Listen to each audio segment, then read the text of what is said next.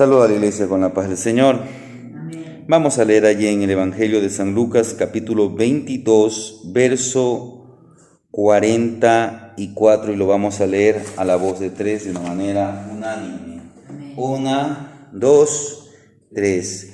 Y estando en agonía, oraba más intensamente, y era su sudor como grandes gotas de sangre que caían hasta la tierra. Vamos a orar.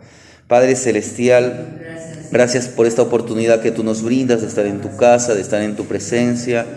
Gracias por todo lo que tú has hecho, por el tiempo de alabanzas, los hermanos presentes. Y ahora, Señor, vamos a entrar a la administración de tu palabra. Seas tú hablando a cada uno de nosotros. Guíanos y ministranos y enséñanos a caminar por tu palabra. Te damos gracias en el nombre de Jesús.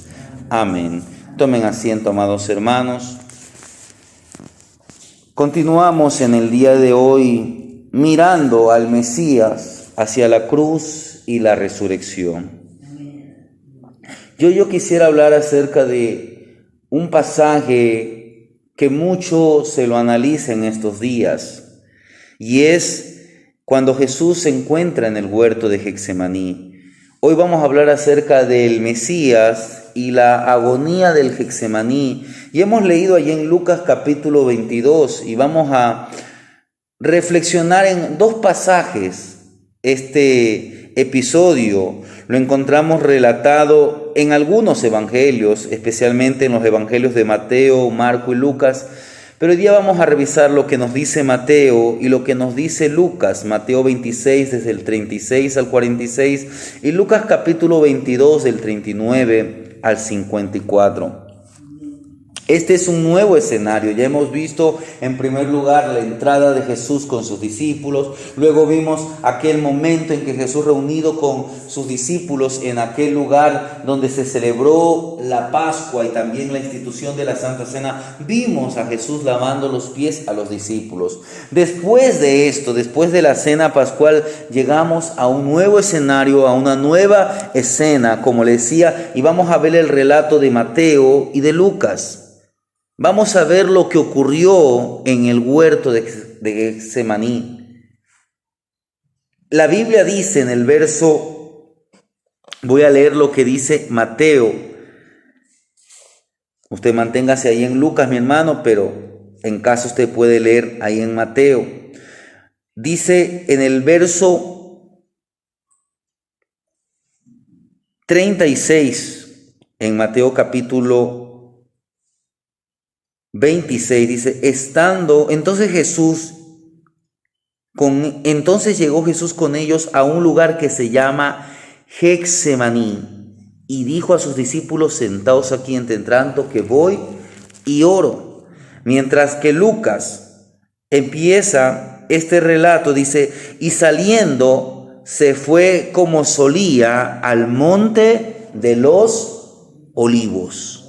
Y sus discípulos también le siguieron. Mire lo que nos presenta Lucas. Dice que se fue como solía al monte de los Olivos. Mire, este era el lugar de oración de el Señor Jesucristo. El huerto de Getsemaní quedaba en las laderas, o queda, mejor dicho, en las laderas del monte de los Olivos. En otras ocasiones ya hemos hablado que la ciudad de Jerusalén está asentada o ubicada en una región de algunos montes de cierta altura. No son montes de gran altura, pero son montes de cierta altura. Y en las laderas del monte se halla este huerto de Getsemaní. Y este era un lugar en que el Señor iba a orar. Y era un lugar que no solamente él iba a orar, sino que había ido ya anteriormente con sus discípulos. Era un lugar conocido por ellos. Y este fue su última ocasión que él iría. Y para siempre memorable visita al huerto de los Olivos. La cena ya había concluido, la cena pascual en la institución de la Santa Cena. Ya había sido pronunciada aquellas palabras preciosas que usted las puede encontrar en el Evangelio de Juan.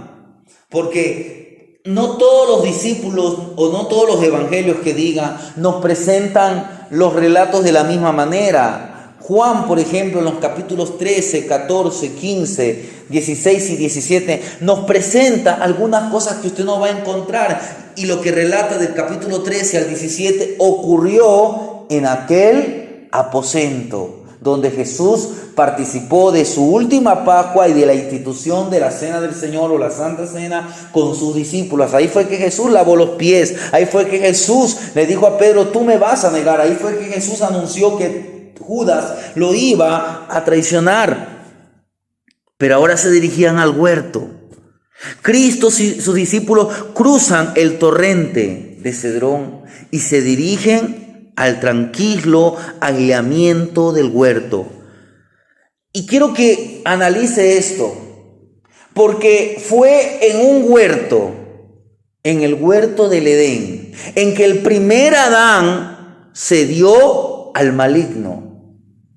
Pero aquí, en el huerto de Getsemaní, vemos al postrer Adán, Jesús, siendo el vencedor o venció al ceder, no al maligno, sino que él venció al ceder su voluntad al Santo de los Santos, a su Padre Celestial. La calma de Getsemaní era una noche, era un momento en que tal vez solamente se escuchaba el sonido de ciertos animales.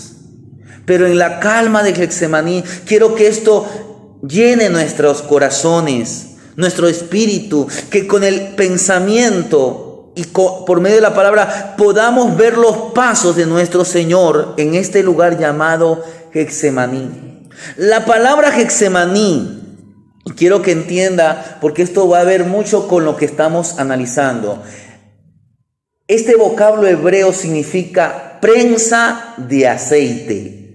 El monte de los olivos es llamado así porque estaba cubierto ¿de qué? De árboles de olivos. Y del árbol de olivo se saca el aceite de oliva.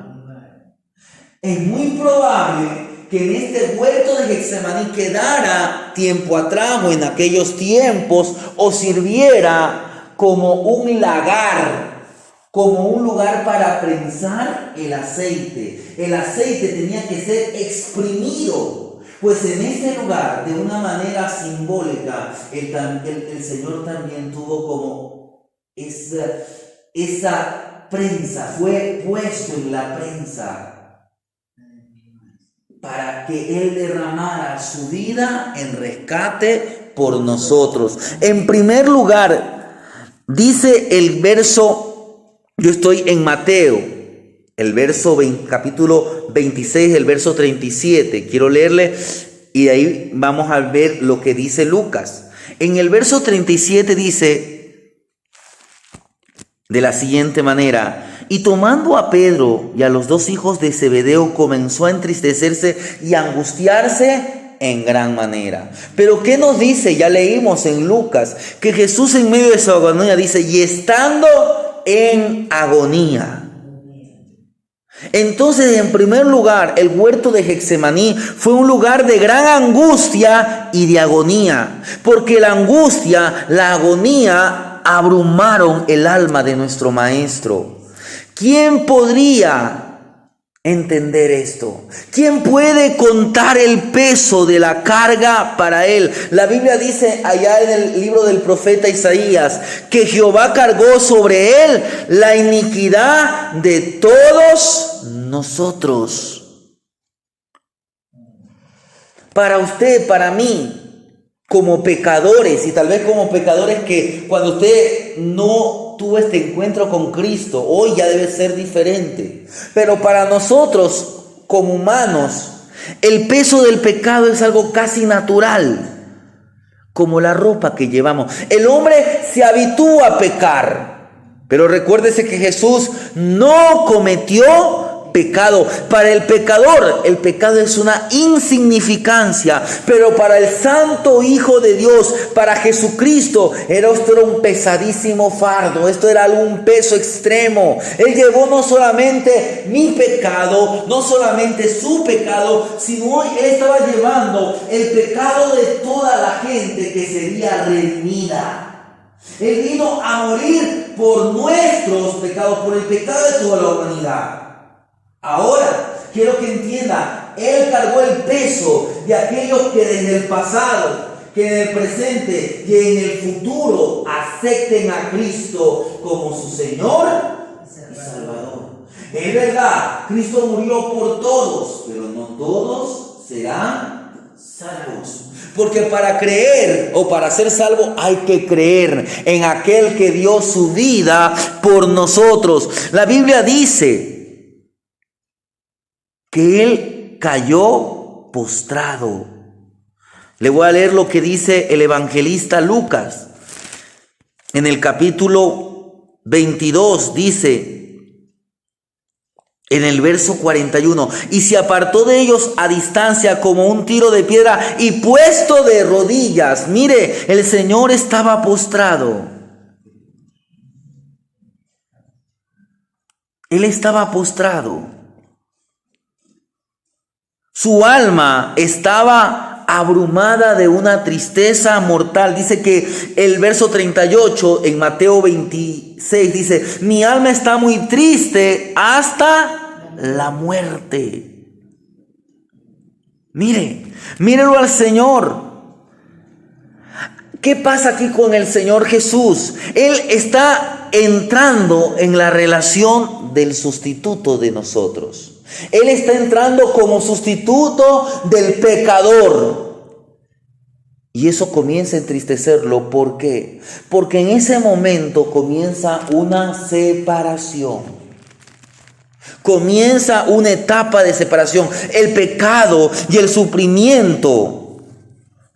El pecado y el sufrimiento han sido unidos por la justicia de Dios. Los sufrimientos de Cristo fueron los sufrimientos en su tristeza, pero de la tristeza del corazón. No solamente Él sufrió externamente, sino internamente. Y esta tristeza no fue resultado del temor a la muerte, no. No tuvo temor a la muerte, no tuvo tristeza por un remordimiento, no pensó que iba a fracasar, sino era de su puro amor a su Padre Celestial, porque en ese momento Él estaba en plena sintonía con la santidad de Dios, pero también con la impotencia del hombre debido a su pecado. Y esto iba a conllevar a una separación, a una inminente separación del Padre Celestial.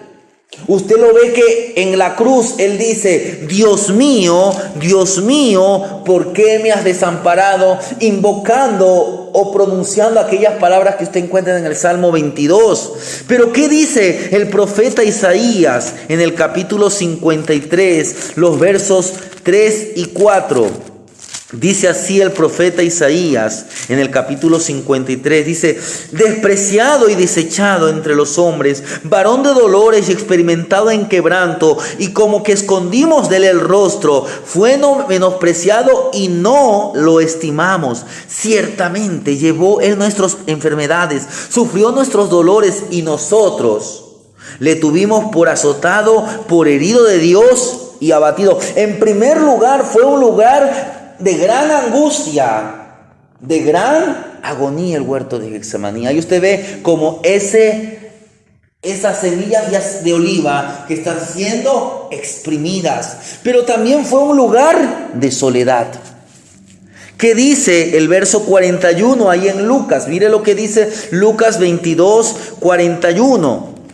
Dice así, cuando llegó a aquel lugar le dijo, orá aquí, que no entréis en tentación. Y el verso 41 dice, y se apartó de ellos a distancia como a un tiro de piedra y puesto de rodillas oró. Mientras que Mateo nos dice lo siguiente en el verso 38, capítulo 26. Entonces Jesús le dijo: mi alma está muy triste hasta la muerte, quedaos aquí y velad conmigo.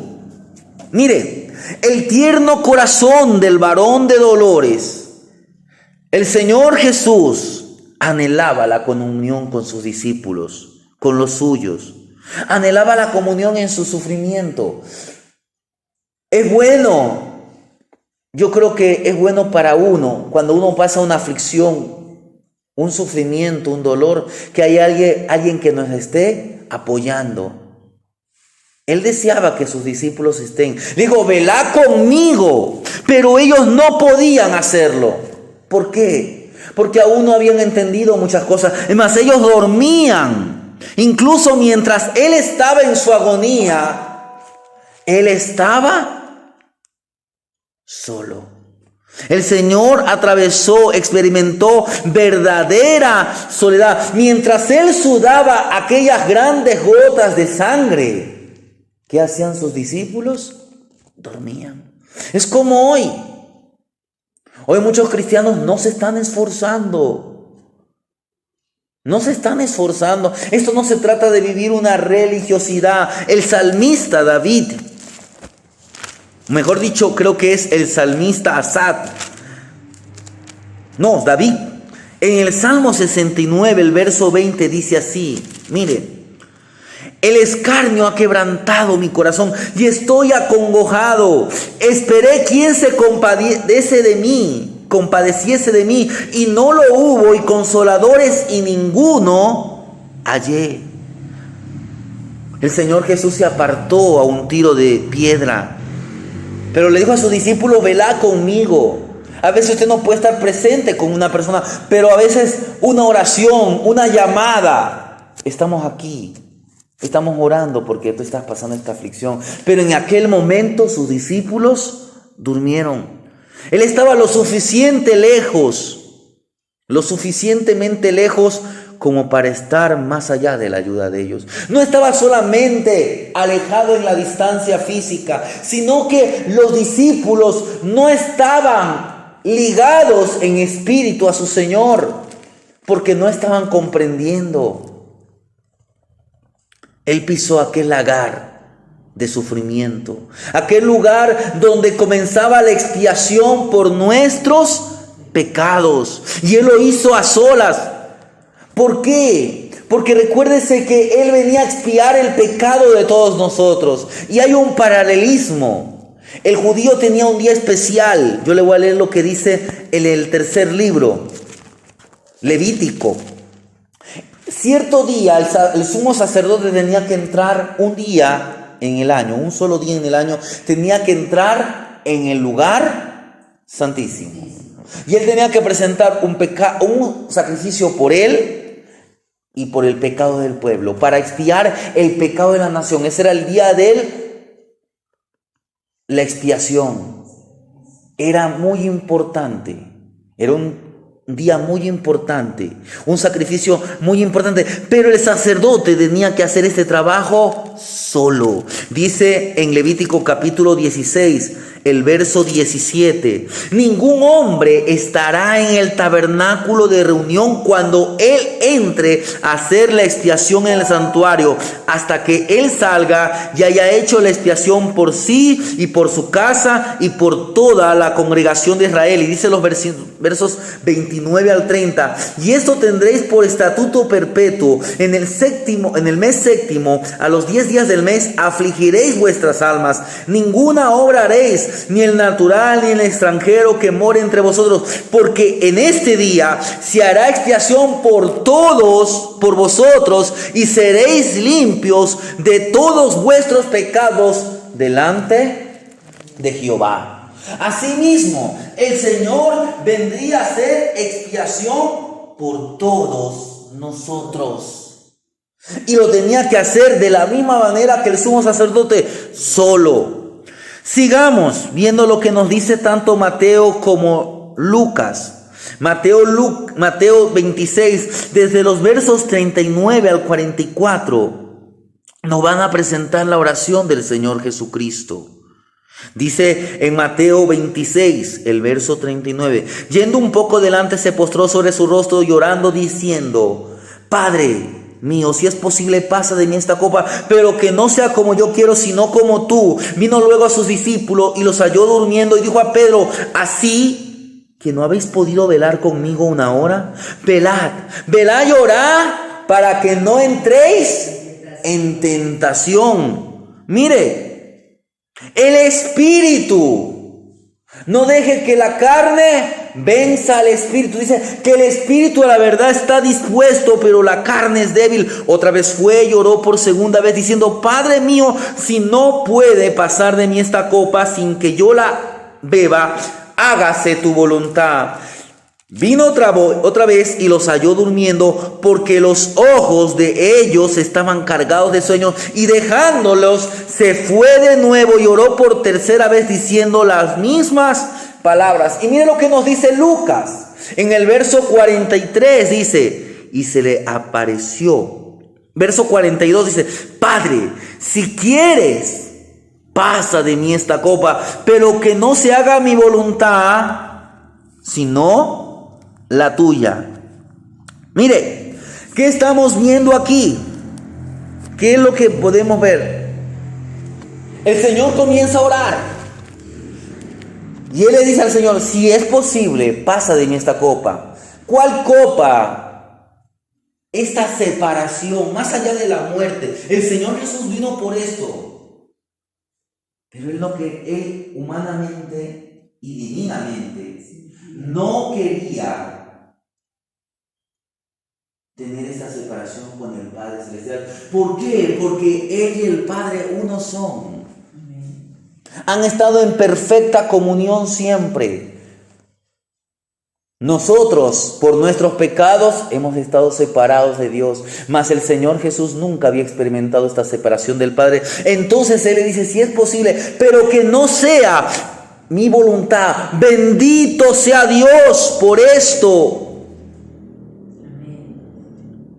Mire qué contraste en esta oración.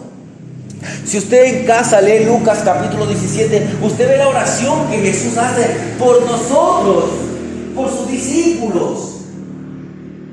Padre, que ellos sean uno, así como tú y yo somos uno. Pero aquí le está diciendo: si es posible, pasa de mí esta copa. ¿Pero por qué? Porque Él no quería esta separación. Pero en todo momento Él dice: pero que no sea hecha mi voluntad.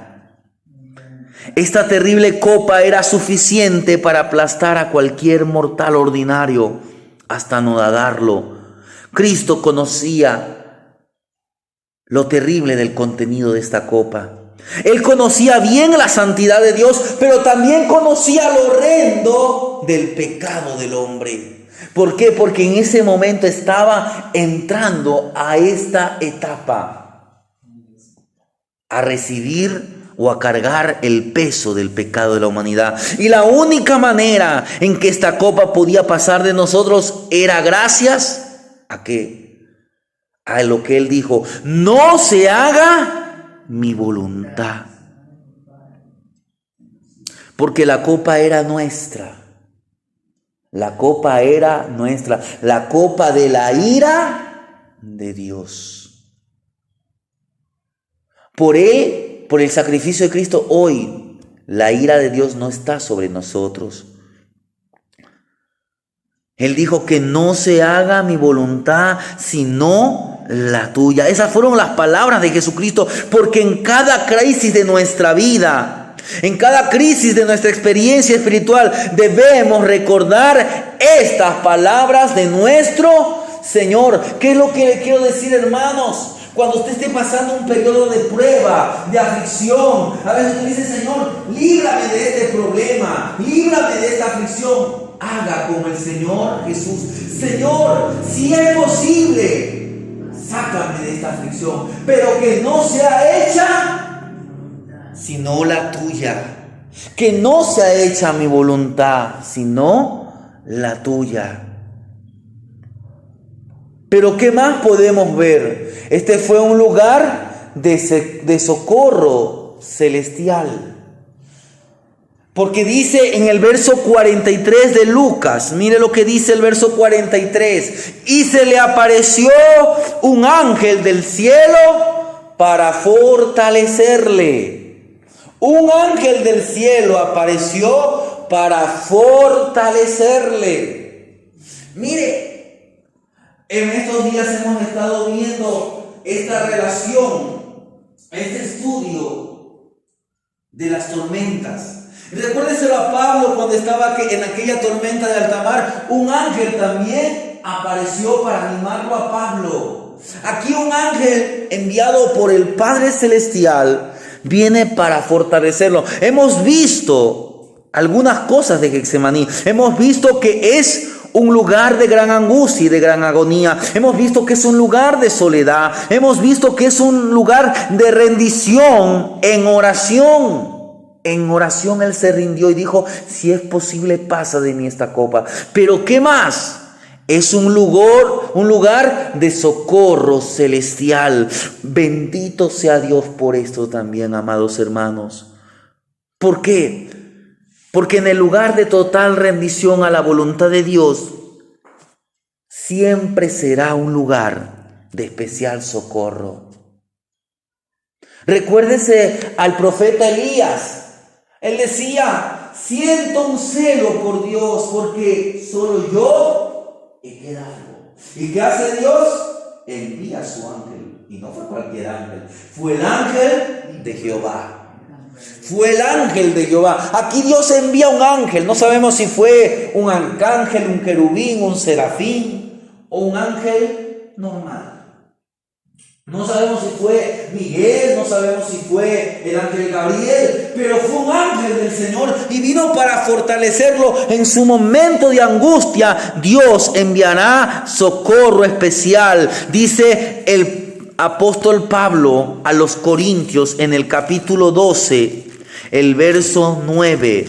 Pablo le dice así a los Corintios: y me ha dicho, bástate mi gracia, porque mi poder se perfecciona en la debilidad. Aquí lo vemos al Señor Jesús tal vez en el momento de mayor debilidad. No la debilidad del Dios, sino la debilidad humana. Y el momento en que Él no quería separarse de su Padre Celestial. Pero ahí vino un ángel para fortalecerlo. Un ángel vino, el ángel del Señor, el ángel de Dios ministrará. Pablo dice, por tanto de buena gana me gloriaré, más bien en mis debilidades, para que repose sobre mí el poder de Cristo. Hermanos, Cristo es nuestro ejemplo. Él es nuestro ejemplo, así como lo vemos en el huerto de Getsemaní. Él nos entiende en nuestras debilidades. El ángel del Señor, el ángel de Dios, vino a ministrar perfecta fortaleza. Así como vino a fortalecer al Hijo, Él vendrá a ministrar perfecta fortaleza en nuestra debilidad. Y agárrese de las promesas del Señor, porque las promesas del Señor son suficientes. Las promesas de Dios son suficientes. Él ha prometido estar con nosotros, hermanos. El Hijo sabía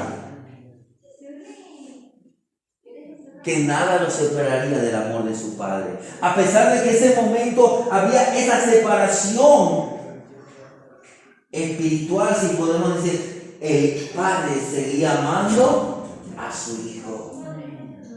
El Padre seguía amando, pero debido al peso del pecado, por un momento, pero ese momento para el Hijo duró tal vez un siglo.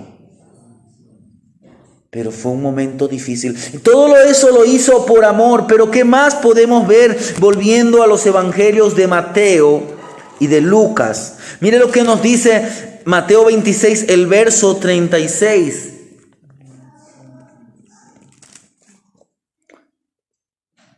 Entonces Jesús llegó con ellos a un lugar que se llama Getsemaní y dijo, sentaos aquí entre tanto que voy y oro.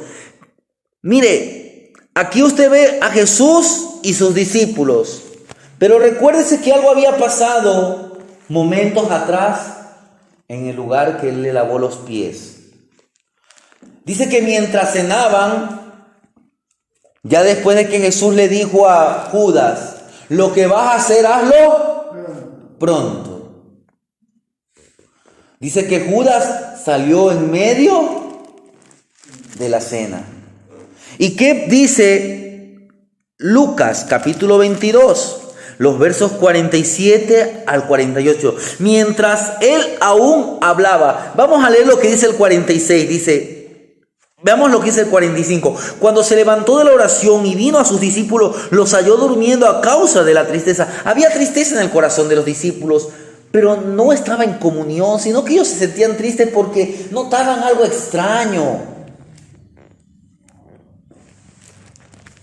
Pero ellos no estaban comprendiendo la aflicción del Hijo.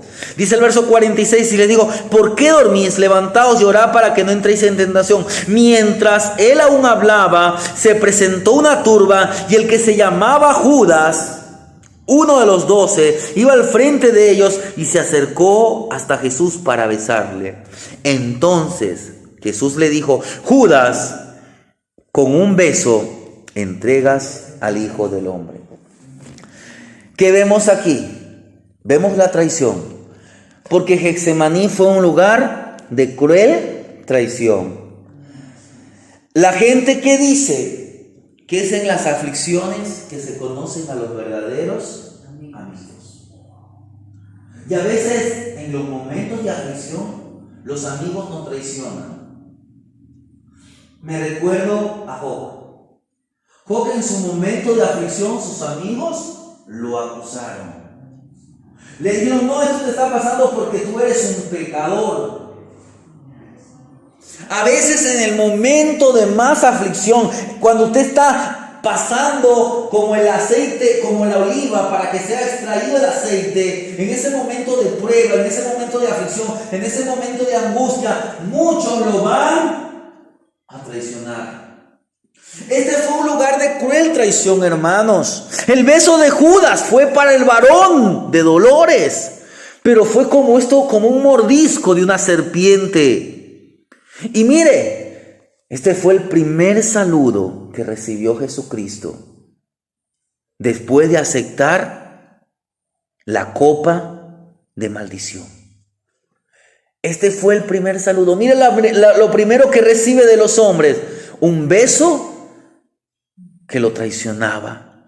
Esta es la humanidad del hombre. Mira, a veces el hombre es inhumano con el hombre, pero esto no tiene ninguna comparación de la humanidad del hombre para con Dios. Pero a veces nosotros también le damos el beso de Judas a Dios, a nuestro Señor Jesucristo. Y esto lo hacemos cuando le damos solamente los labios. Este pueblo de labios me honra. De labios le damos la profesión de servirlo, pero con nuestro corazón le negamos la rendición. No rendimos el corazón en amor a Dios. Judas no rindió su corazón. ¿Pudo más el amor? ¿A qué? El amor al dinero. Porque lo vendió por 30 piezas de plata. Pero veamos, para terminar, y nos vamos a enfocar lo que nos dice Lucas que diga. Lucas capítulo 22, versos 50 al 51 dice, y uno de ellos, es decir, de los hombres que estaban allí, hirió a un siervo del sumo sacerdote. Mire,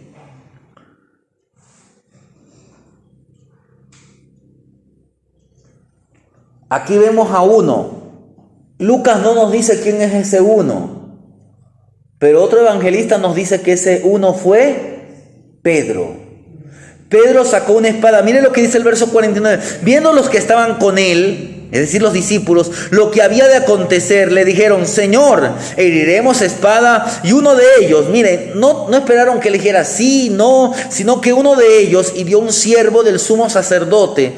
Juan dice que este siervo se llamaba Malco y le cortó la oreja derecha. Pero mire lo que dice los siguientes versículos. Entonces respondiendo Jesús dijo: basta ya, deja. Y tocando su oreja, le sanó. Mire, ¿qué es lo que estamos viendo aquí? El Señor estaba siendo traicionado. El Señor estaba pasando un momento de agonía, de tristeza, de soledad. Se había rendido al Padre. Entendió, exacto, estamos viendo la misericordia. Porque este lugar fue un lugar de misericordia. Hermanos, en el momento de aflicción, no deje que la ira lo embargue, sino deje que el Espíritu de Dios lo capacite. Recuérdese que ahí estuvo un ángel para fortalecerlo. Y aquí vemos la respuesta a las fuerzas de Dios. Seamos misericordiosos, porque incluso los sufrimientos sin paralelo de Cristo no ofuscaron, no estorbaron su interés por la desgracia de su enemigo. Dice que tocando la oreja, invirtió. ¿Qué es lo que está haciendo el Señor? Invirtiendo el efecto de la espada de Pedro. ¿Qué ha negado el amor de nuestro Señor Jesús? El poder que sanó aquel oído. ¿Usted cree que no pudo haber enviado aquella turba, aquella entera banda de burladores a la perdición? Mas ahí estaba la misericordia. Recuérdese lo que el Señor Jesús dijo. Cuando Pedro le dijo: Señor, Pedro, el Señor le dice: ¿acaso no crees que yo puedo llamar a una legión de ángeles? Pero este es el momento. La copa que el Padre me dio, ¿no la he de tomar? El Señor Jesús estaba aceptando en ese momento la copa del Padre. El Señor actuó con misericordia. Por último, dice los versos 52 al 53. Y Jesús dijo a los principales sacerdotes, a los jefes de la guardia del templo, a los ancianos que habían venido contra él: como contra un ladrón habéis salido con espada y palos, habiendo estado con vosotros cada día en el templo. No extendisteis las manos contra mí, mas esta es vuestra hora y la potestad de las tinieblas. Mire, por último, ¿qué vemos? Que este fue un lugar de enfrentamiento al poder satánico. El poder de Dios en la persona de Cristo se estaba enfrentando al poder de las tinieblas. Dice, como contra un ladrón. Mire lo que nos dice, que esta era la hora de las potestad de las tinieblas. Mas esta es vuestra hora y la potestad de las tinieblas. Todos los que se oponen a Jesucristo están actuando como agentes del mismo diablo. Mas quiero decirle que el triunfo de los malvados es breve. Mire lo que nos dice el libro de Job, capítulo 20, el verso 5. Esto lo dijo un hombre llamado Sofar. Que la alegría de los malos es breve, el gozo de los impíos por un momento. Por eso el Señor nos manda a que usted y a nosotros y cada uno de nosotros andemos en luz. Jesús dijo estas palabras en el Evangelio de San Juan, que están relatadas. San Juan capítulo 3, los versos del 19 al 21. Dice así: y esta es la condenación, que la luz vino al mundo y los hombres amaron más las tinieblas que la luz, porque sus obras eran malas. Porque todo aquel que hace lo malo aborrece la luz y no viene a la luz para que sus obras no sean reprendidas. Mas el que practica la verdad viene a la luz para que sea manifiesto que sus obras son hechas en Dios. Mire, fue un lugar de enfrentamiento al poder satánico. Uno podría decir: el Señor fue derrotado. Mas quiero que entienda, todo esto tenía que cumplirse. El Hijo tenía que ir a la cruz. El Mesías tenía que ir a la cruz, porque para eso vino, hacia la cruz. Pero la historia no iba a quedar ahí, porque Él iría también a la resurrección. Al pesar en estos momentos,